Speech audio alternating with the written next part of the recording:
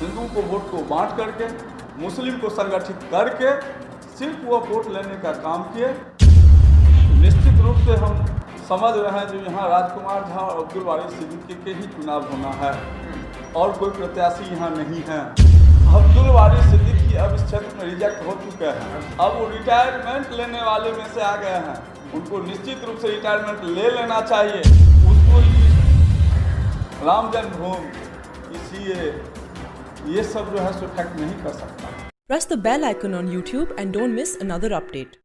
महीनों दिन से लोगों से संपर्क स्थापित कर 20 का जो 2020 का मैच है उसमें मैं अपना भाग आजमाने के लिए लोगों के बीच जाकर मैं आशीर्वाद प्राप्त कर रहा हूँ। कुछ नहीं किए और हमारे संतुष्टि की बात नहीं है।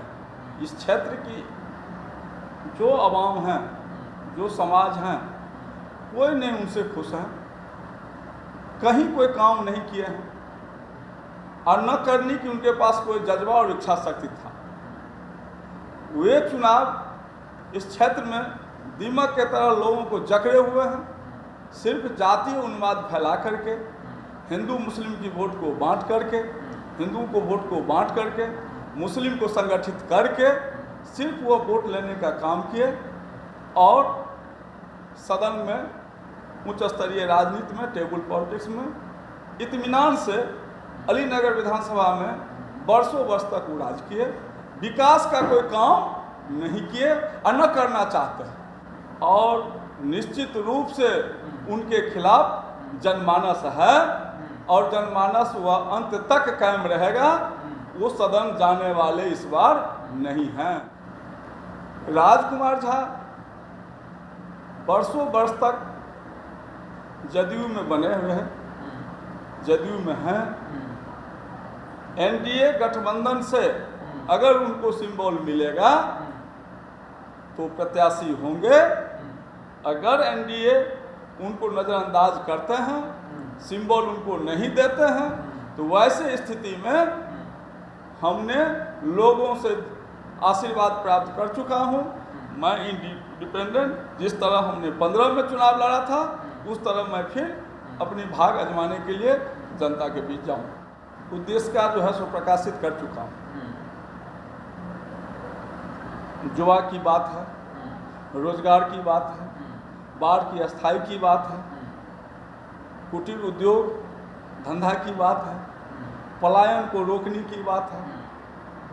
हम इस सारे कामों पर, बातों पर ध्यान दिए हुए हैं। हमने अपनी घोषणा पत्र प्रकाशित कर चुका हूँ। मैं उसी पर काम करूँगा और मैं उसी आधार पर उसी काम करने के लिए मैं जनता का आशीर्वाद मैं जाकर के ले रहा हूँ और मैं निश्चित रूप से मुझे आशा है कि जनता हमको आशीर्वाद दे चुके हैं। हम आगे बढ़ेंगे तो हम अपने उद्देश्य के हिसाब से क्षेत्र का विकास करेंगे। आखिर राजकुमार झा को इसलिए चुनेंगे जो यहाँ क्षेत्र अलीनगर को नेता चाहिए, अपनी घर की बेटा चाहिए, इसलिए मुझे चुनेंगे। हाई प्रोफाइल नेता की जरूरत नहीं है, यहाँ वर्कर की जरूरत है ताकि क्षेत्र का विकास हो और क्षेत्र में बना रहे। जो यहाँ की समस्या है उसको अपनी आंख से देखे और उस पर काम करे, इसलिए राजकुमार साहब को चुनेंगे। वो तो निश्चित रूप से हम समझ रहे हैं जो यहाँ राजकुमार झा और अब्दुल वारिस सिद्दीकी के ही चुनाव होना है और कोई प्रत्याशी यहाँ नहीं है और एनडीए गठबंधन कहीं दूसरे जगह सिंबल देने नहीं जा रहे हैं, ये भी हम कंफर्म हैं। लेकिन अगर एनडीए के कुछ नेताओं के द्वारा सिंबल को किसी अन्यत्र जगह दिया गया तो हम रुकने वाले में से नहीं हैं। जनता हमारे साथ है, निश्चित मन बना लिया और हम अपने पूरी तैयारी कर चुके हैं। सिर्फ मुझे यह देखना है कि मेरा लड़ाई किससे है, हमसे कौन लड़ाई लड़ने के लिए आ रहे हैं, इसका इंतजार है मुझे। अब्दुल वारिस सिद्दीकी अब इस क्षेत्र में रिजेक्ट हो चुके हैं। अब उनको कहीं पर में दाल गलने वाला नहीं है। उम्र से भी वो उनका उम्र ढल चुका है। अब वो रिटायरमेंट लेने वाले में से आ गए हैं। उनको निश्चित रूप से रिटायरमेंट ले लेना चाहिए। अब जो है सो युवा के हाथ में कमान आना चाहिए। इस क्षेत्र का युवा ब्रिगेडियर इंतजार कर रहा है और युवा के साथ जाने के लिए मन बना चुका है। अब अब्दुल वारिस सिद्दीकी का कोई यहाँ पर जगह नहीं है। हम तो कह दिए ना, जब भी थोड़ा मुंह नहीं खोलना चाहते, थोड़ा धैर्य रखने की जरूरत है। पलायन सबसे बड़ी मुद्दा है, हमको उस पर काम करना है और पलायन को रोकना है और घर में रोजगार सृजन करना है। और हम अपने युवा को घर में रोजगार देंगे, मुझे उस पर काम करना है। बेरोजगारी बहुत बड़ा मुद्दा है। हम पार्टी में हैं, लेकिन हमने आवाज़ को उठाया। जो 15 साल जो पिछला सरकार था, वह समस्या को अंबार कर दिया था, ढेर लगा दिया था।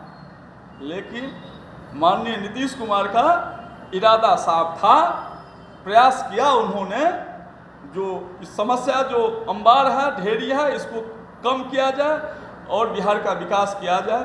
उन्होंने अथक प्रयास किया, अथक परिश्रम उन्होंने किया, बहुत सारे समस्या को तो उन्होंने निदान किया। लेकिन तब भी समस्या तो इतना है जो कर नहीं पा रहे हैं।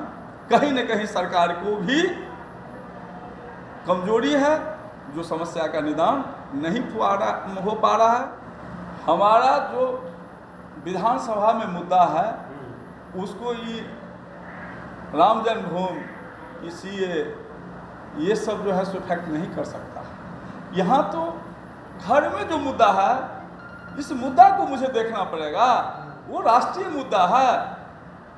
उस मुद्दा को जब नरेंद्र मोदी की चुनाव होगा, जब राष्ट्रीय स्तर की चुनाव होगा, तो फिर उस मुद्दा पर विचार किया जाएगा। लेकिन हम अभी तो ग्रामीण स्तर पर चुनाव हो रहा है, विधानसभा का चुनाव हो रहा है, अपना स्टेट सरकार का गठन होने जा रहा है। हमको अपने मुद्दा पर चुनाव लड़ना है। हमको जो राष्ट्रीय स्तर की मुद्दा है, वो इस बार इस क्षेत्र में कोई काम नहीं करेगा। एनडीए अगर वह मुद्दा को उठा के लाते हैं, तो उस मुद्दा को जनता खारिज कर चुका है। ये मुद्दा की अभी टाइम नहीं है। अभी हमारे बीच में स्थानीय मुद्दा की जरूरत है। सड़क का सुदृढ़ हो, बांध बने, बाढ़ का स्थायी निदान हो, फसल का मुआवजा मिले किसानों के लिए, गांव-गांव में वृद्धा आश्रम खुले, गांव-गांव में लाइब्रेरी का निर्माण हो। हमको इसका जरूरत है। हमको मंदिर निर्माण करने के लिए अलीनगर में जरूरत नहीं है। हमको इस पे काम नहीं करना है। जनता को इस भ्रम में नहीं जाना है। हम अपने जनमानस से निवेदन करेंगे कि अपने युवा को, अपने बेटा को निश्चित रूप से अपना आशीर्वाद दे और सदन में भेजे, ताकि अलीनगर की स्थानीय मुद्दा की समस्याओं का निदान हो और अलीनगर 10 विधानसभा में प्रथम स्थान प्राप्त करे।